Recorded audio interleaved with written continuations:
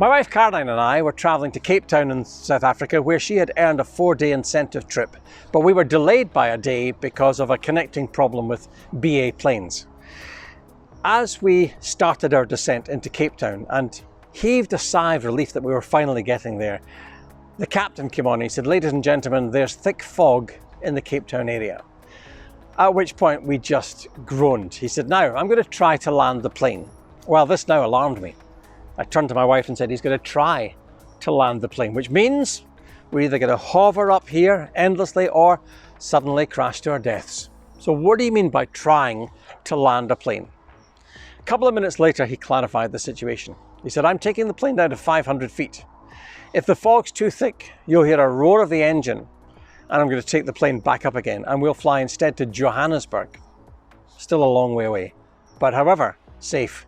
And now clear, because he's giving us a clear instruction as to what he's going to do. Try is a worry that can strike fear in your heart when a pilot's talking about trying to land a plane. I also had dinner one night with a fellow called Arne Ness. He was married to Diana Ross at the time.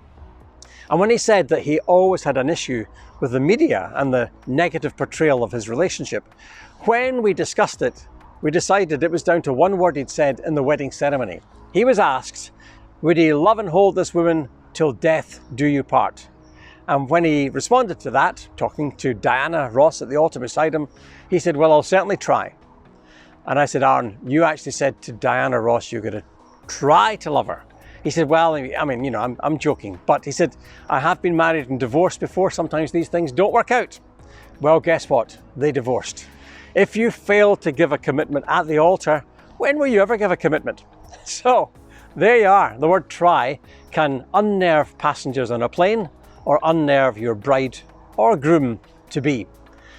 I would suggest that you want certainty rather than doubt.